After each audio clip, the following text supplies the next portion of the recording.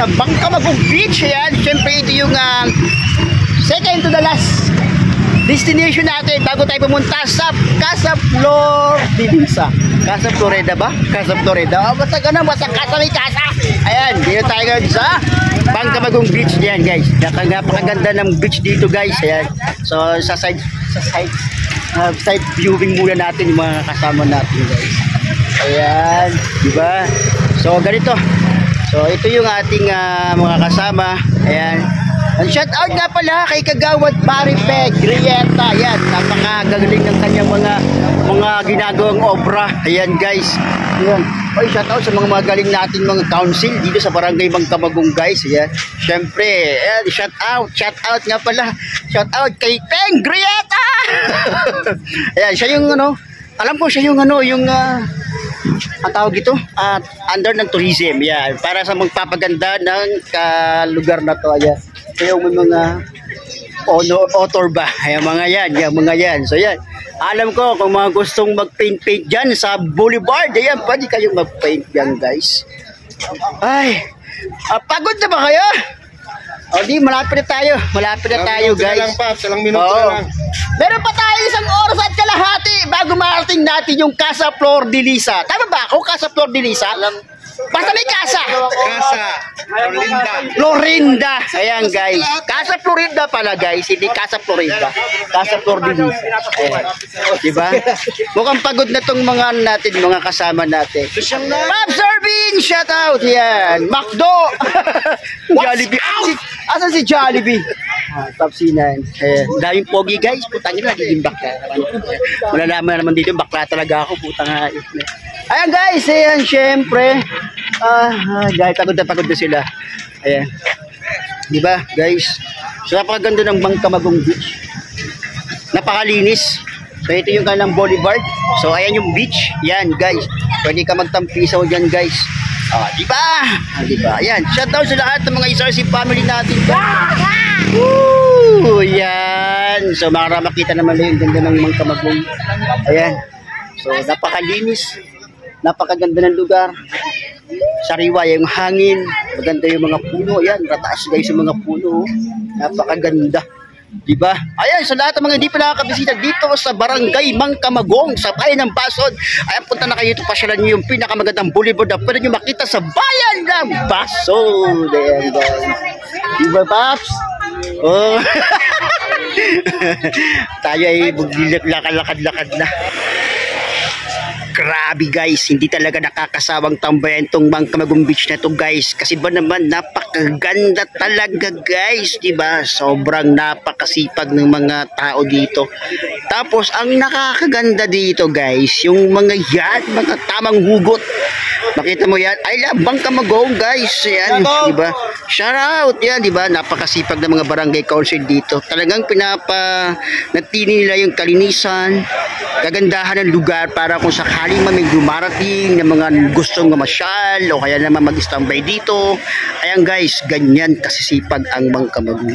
Yan mga tao sa Bangkamagong guys. Nakakatuwa kasi syempre yung ganitong klaseng mga lugar na dapat talaga napapanatili yung kalinisan para kung sakali ba may mga pupunta na mga bakasyonista ba, mga mahilig mag-beach.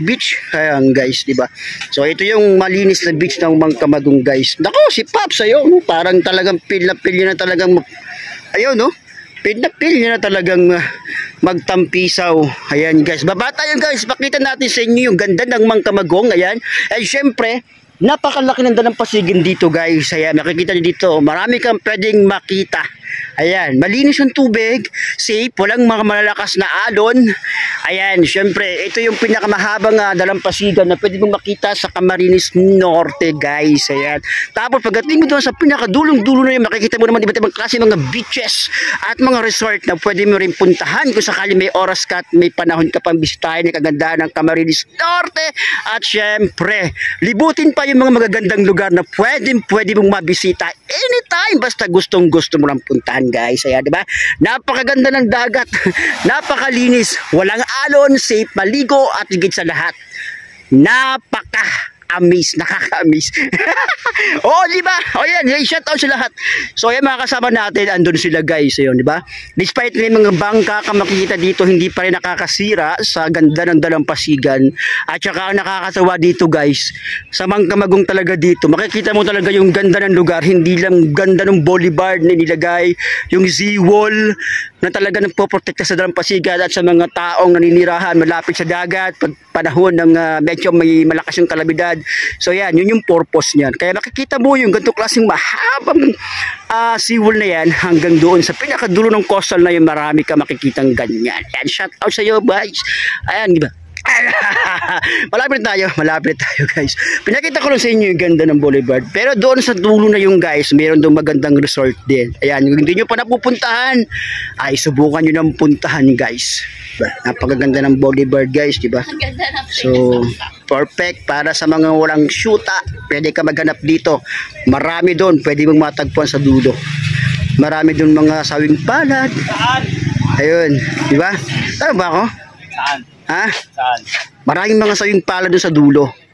Sa tingin mo talaga marami kang problema, marami kang iniisip katulad niya. So di ba? Yung pinakamagandang puntahan talaga dito guys ay Mangkamagong Beach dito sa bayan ng Basol. Ayan. Napakaliit na barangay pero yung ganda ng dalampasigan kapag nakita mo at nasilayan mo talaga guys, sobrang ganda. Ang nakakamiss dito yung obra. Yan, sa pangunguna ng masipag nating kagawad na si Kagawad Barry Pegrieta. Ayan yung kanyang kapitan. Ayan, syempre. Ayan, Kagawad Los Mimindas Salazar. Ayan, ito pala yun. Ito pala yung barangay official. Ayan. Ayan, si Kagawad Jolene Penida, shout out kay Kagawad Cecilia B. Hirano, Kagawad Gerald Sacres, Kagawad Dilibid Soria, Kagawad Evelyn Rumbawa. Syempre kay Kapitan Soria. Ayan. Shout out din kay Chairman Joyla M. De La Peña, sa kanilang secretary si Miss Rodeline Hardinero. And kanilang treasurer guys, si Miss Mayville Bay. Ayan, syempre of course sa Chief Canon kay Sir Arlie Caballero, shout out. And shout out kay Sir Mike. Ayan, Pops Mike. Ayan, di ba? Di ba? Nag-enjoy ka ba? Enjoy. Sobrang enjoy. Pops Raymond. Ayan, mga bago nating nakakilala. Ayan, sobrang sulit. Hindi ko alam kung nakasama kayo sa first evening noon nakaraan. Quezon. Ayan, sobrang sulit. So pangalawang ano to, sobrang dami talaga guys nag-participate para makita yung ganda ng Camarines Norte, di ba? Napakasulit. So yan yung ganda ng dalampasigan. Oo nga, siguro si Pops talaga yun, talagang di na nakatiis, malapit na. So siguro mga 15 minutes na lang. So ayan, di ba? Napakaganda.